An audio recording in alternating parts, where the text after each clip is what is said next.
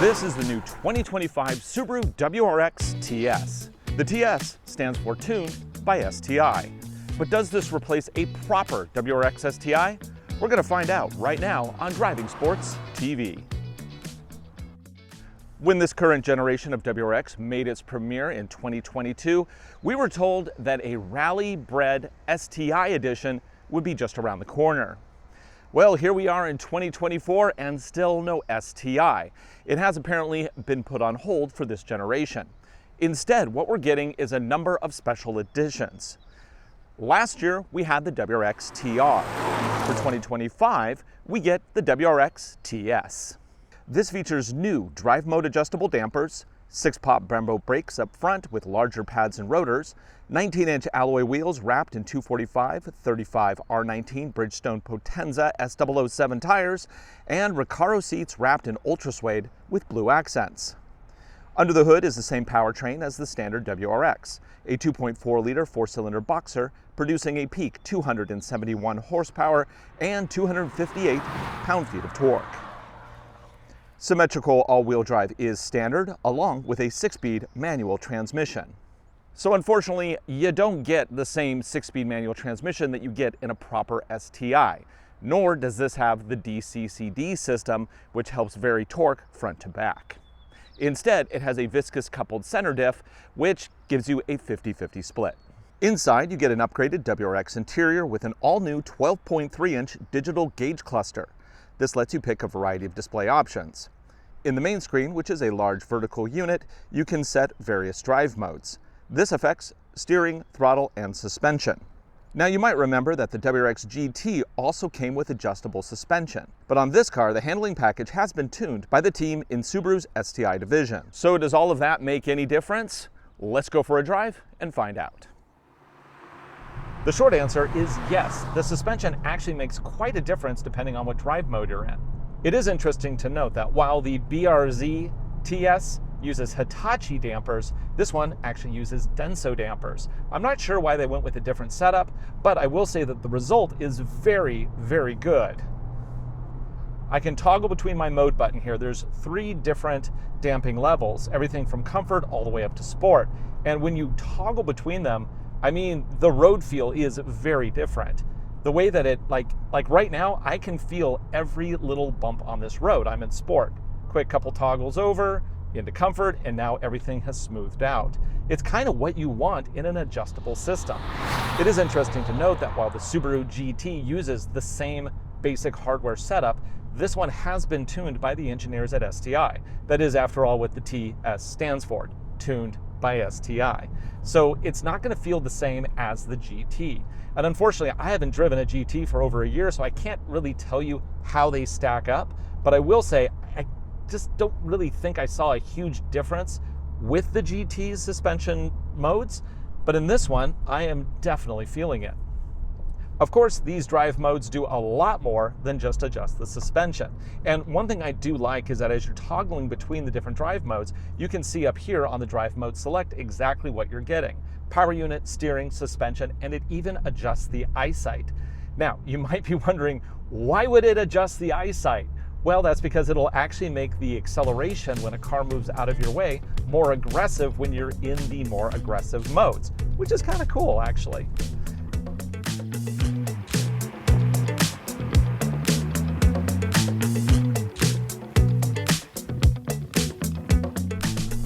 This is Sonoma Raceway in Northern California. It is 2.5 miles long, has 12 turns, and 160 feet in elevation changes. Perfect place to test this new WRX TS. And because we're on the track, I'm going to go ahead and hit the traction button down here, and that turns on track mode. What is track mode? Well, it reduces the amount of traction control. Because here, I should be in control, not the car. Unlike the STI, this one uses a viscous coupler. The STI has a fancy planetary setup to give you more torque to the back. This one is a 50-50 split, which means in the corners, we do get a little understeer. But this is still a very fun car to drive. So I do not have a lot of seat time here. at Sonoma Raceway. I've only driven this in an NSX for 3 laps. So here we are. So I'm not going to set any lap records today, that's for sure. One thing I love about the WRX is just how comfortable it is. I mean, I am very comfortable. I can have my air conditioning on.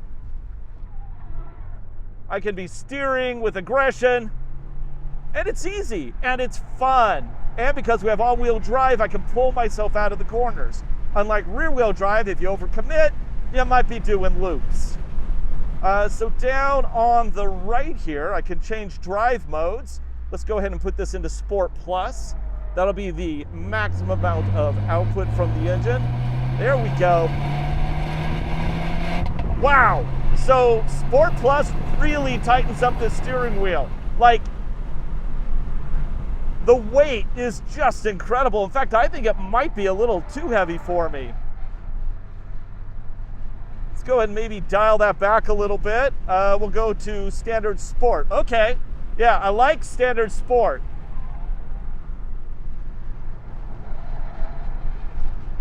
One thing that also changes is, of course, the throttle input.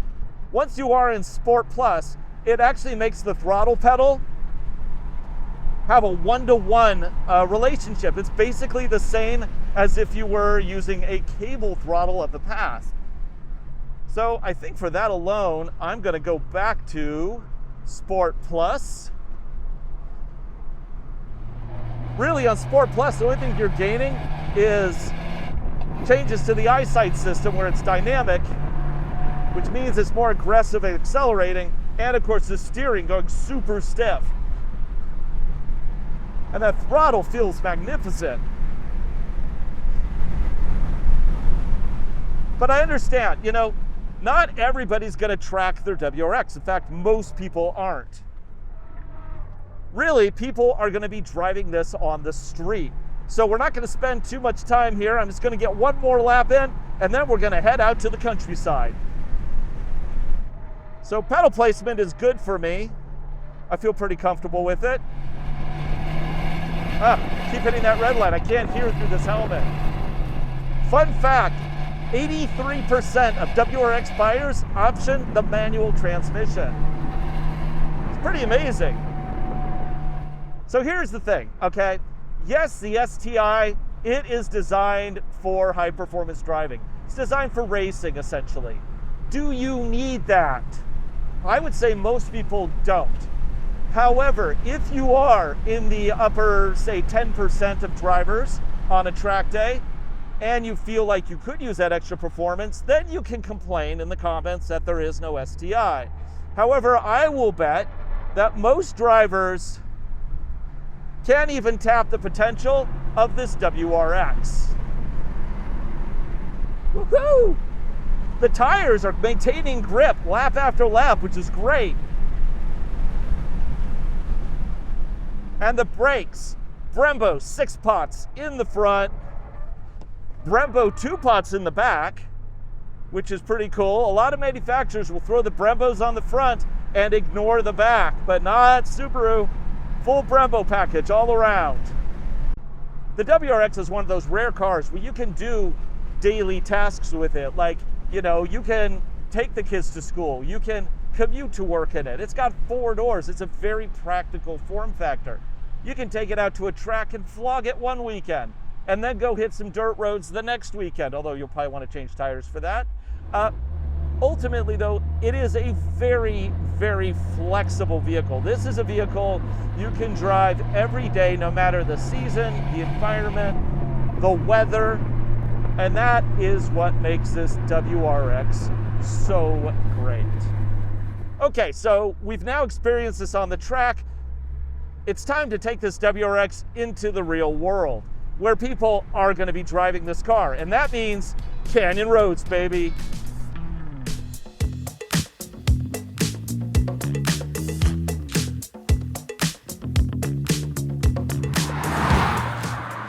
I have to admit, this car is a lot of fun to drive, but how does it compare to the venerable WRX STI? I mean, after all, Subaru discontinued that like 2 years ago. We expected it, and it never came. And then Subaru finally said, you know what? We're not gonna make one this go around. So this is what we get. So what is the major difference between this and an STI other than the suspension setup? The biggest difference is the all-wheel drive system. Even though they all have Subaru symmetrical all-wheel drive, the fact is that Subaru uses that as an umbrella for a number of different systems. This vehicle uses a viscous coupler in the middle, and it has a nominal torque split of 50-50. Compare that against the GT, which is the CVT version of this car, and with that one you get a 45-55 torque split, which means, yeah, it actually is a rear bias system. This one is not. How does it do that? Well, it uses a multi-plate clutch in the middle and also includes a planetary gear. Now, where does that leave the WRX STI? Well, it takes that idea, it goes with a 6-speed manual transmission, and it adds a DCCD planetary gear, which allows the driver to actually adjust how much torque is distributed to the front, to the back, so you can adjust it depending on your driving requirements. So it is a driver adjustable system. And then adding on top of that, I mean, it's like a layer cake of just all this stuff that you want. So the fruit topping on top is the fact that it actually has hardware LSDs in the front and the back. So you can shift power around proactively. It's not like this vehicle, which just uses wheel braking to shift power around.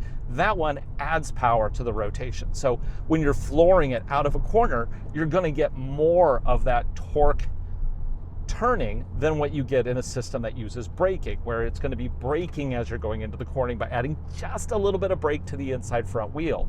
I go to the right, it's going to add just a little brake to the inside wheel. One is faster than the other. However, this is a cheaper, easier system to implement, and honestly, for most drivers, it's still good. For the TS, we don't know pricing yet, unfortunately, so it's hard to compare it with other vehicles. However, the TR, which was the track-ready version that was out last year, that one, it was about $40,000. I would expect this vehicle to probably be priced around, $44,000 possibly, because you have the nice Recaros, you have the adaptive suspension, you have the digital gauge cluster, which is all new, of course. And that puts it squarely against the GR Corolla Premium, which is the mid-trim GR Corolla.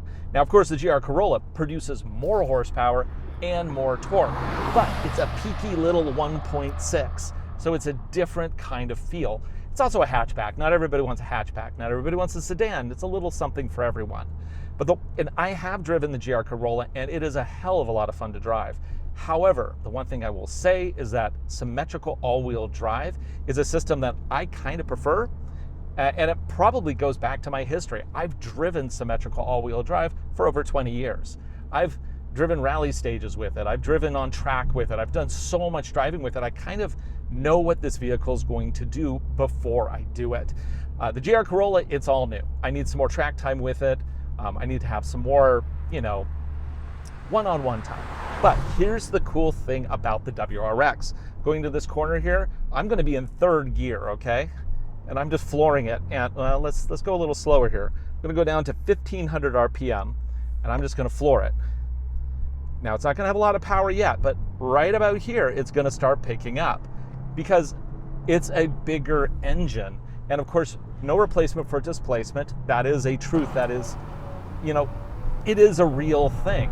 This vehicle is more forgiving if you misshift because you have a broader torque band across the board. And it makes it so much fun of a car. I mean, it makes me feel like I'm kind of a rock star, I mean, how fun is this thing? This is awesome. And the 007 tires are great. They seem to be very progressive. They have a lot of stick, and it's just fun to drive. Okay, now let's talk about the steering. Obviously, it's electronic boosted steering, so it's gonna feel a little bit more electronic if you're coming from one of the much older vehicles that actually uses physical steering linkages of the traditional sort. I think it's fine. I know some other journalists aren't too stoked with it. They feel like you're not getting enough wheel feel. I think it's fine. I have no issues with this whatsoever. I would just say, though, that the sport setting on the steering is too boosted. And in fact, I kind of enjoy, I just did that last little bit in comfort mode because the suspension is so good on those rough surfaces, you can just kind of glide over them. Now, if I do want to feel everything on the road, I obviously can go into the Sport Plus, which puts the dampers into full sport setting. It'll, of course, weight up the wheel. You know, you can configure it how you like, which is fantastic. So I've been driving this car for about an hour now. It's actually pretty comfortable. I like this Recaro seat. It really nestles me nicely, and these bolsters really keep me in place. Now keep in mind, I am 6'1", legs torso proportionate, and I weigh just a little bit over 215 pounds. And I fit fine. If you're larger than me, you might find this a little bit too snug. But I do also have to point out that the passenger seat has less bolstering than the driver's seat. So think about your passenger and whether or not they'll fit if you have somebody who goes with you regularly. So the clutch pedal and the transmission work very nicely together. I love the direct feel. Also the pedal placement, I have no concerns about that. I think the only thing that I really think is something that should be addressed is a slightly louder exhaust so you can kind of hear more what the engine's doing, especially when you're wearing it with a helmet. So overall, very happy with this new WRX. I am a little sad that we still don't have an STI, but here's the thing. This is the thing you got to keep in mind. The further that they push this WRX into higher levels of performance, I mean, we now have a WRX that has north of 270 horsepower, adaptive dampers. You can still get it with a manual transmission, and I think this current generation even looks great. So what can they now do with the STI? Keep pushing the WRX up, and the STI has to do even better. And so I expect in the near future, hopefully fairly near future, we'll see a new STI that probably has some version of a hybrid powertrain that will just blow this WRX away. So hopefully the wait will have been worth it. I mean, maybe I'm totally wrong, but I'm hoping I'm right. For Driving Sports TV, I'm Ryan Dalford. Thanks for watching. Be sure to like, subscribe, share videos, make them for you. Hope you enjoy them. I definitely enjoyed driving this one out here in Napa, and special thanks to Subaru for sending us out, putting us up, giving us a car to drive. We'll see you again right here real soon. Whee!